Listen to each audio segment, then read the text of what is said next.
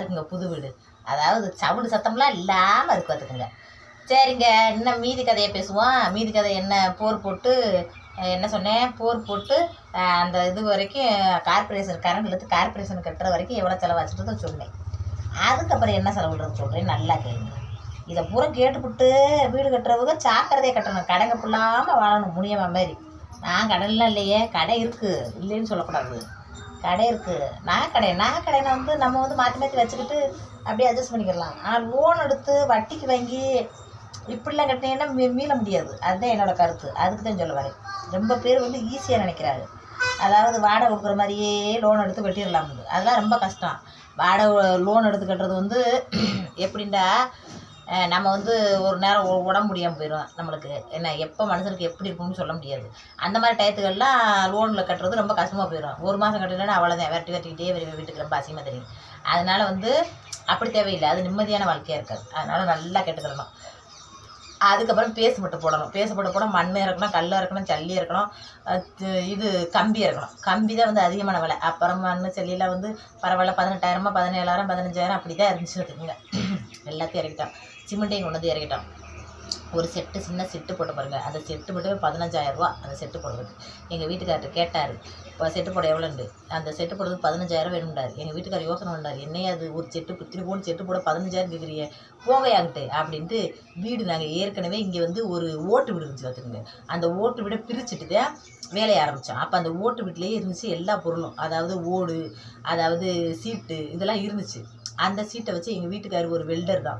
அதனால் எங்கள் வீட்டுக்காரே வந்து ஒரு இதை ரெடி பண்ணி போட்டார். அந்த சின்ன ஓலைக்குச்சல் மாதிரி போடுவாங்கல்ல, சின்ன வீடு, அந்த வீடை போட்டார். அதை போடுறதுக்கு 15,000 கேட்டாங்க. மற்ற இடத்துல 20,000 கேட்குறாங்களாம். அதனால் அதுக்கெல்லாம் செலவு இல்லாமல் எங்கள் வீட்டுக்காரர் பார்த்துக்கிட்டார். நிறைய விஷயங்களை எங்கள் வீட்டுக்காரே பண்ணிட்டார், செலவுகளை கம்மி பண்ணுறதுக்கு. சரிங்களா?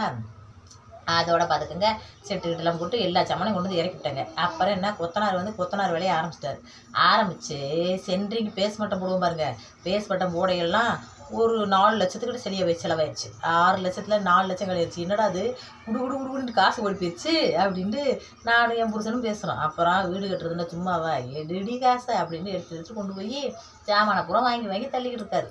இங்கே பேஸ்மட்டை ஏறி ரவுண்டிங்கில் வந்துருச்சு.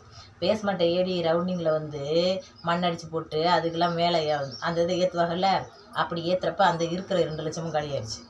மொத்தத்துக்கு கட்டடம் மொத்தத்தை எடுக்கிறதுக்கு 6 லட்சம் காலியாகிடுச்சு. புரியுதா?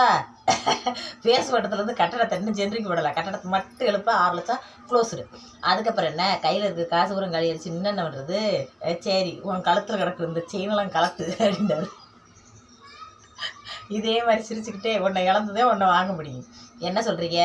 அப்புறம் என்ன செய்கிறது, வீடு கட்டி போகிறோம்னா என்ன செய்கிறது அப்படின்ட்டு கழுத்தில் தொங்க மாலை நெக்லஸ் எல்லாம் வச்சுருந்தேன். சரி, அதெல்லாம் ஏதாச்சும் முக்கியமான விசேஷங்கள், முக்கியமான கல்யாணம் காது ஊற்றுக்கிட்டே போட்டு போவோம். மற்ற நாளெலாம் சும்மா பீரவளை தான் காத்துட்டு கிடக்கு.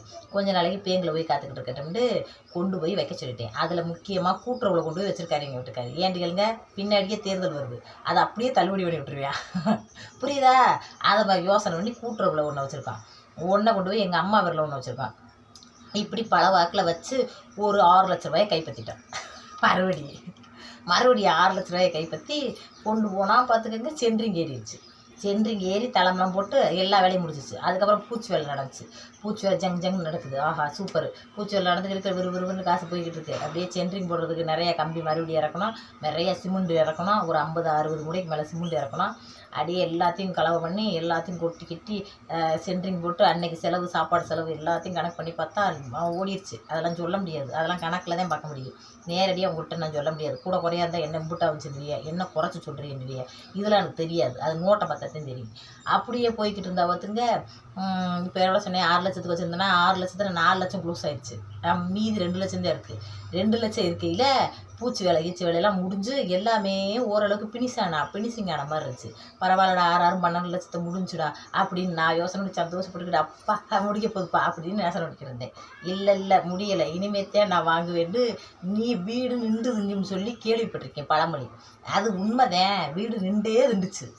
அதுக்கப்புறம் என்ன, டைல்ஸ் ஓட்டணும், என்ன ப்ளம்பிங் வேலை, கரண்டு, இதெல்லாம் இருந்துச்சு பார்த்துக்கங்க.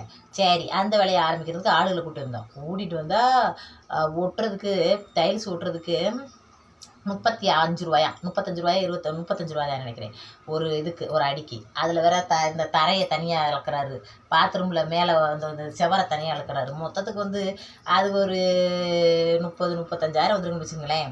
அதாவது இது ஒட்டை, டைல்ஸ் ஒட்டை. அதுக்கப்புறம் டைல்ஸ் வாங்க போனோம் ஒரு இடத்துல போனால் 70-80 மாற்றி மாற்றி விலையாக இருந்துச்சு. 150 120 அப்படி தரத்துக்கு ஏற்றாப்புல இருந்துச்சு.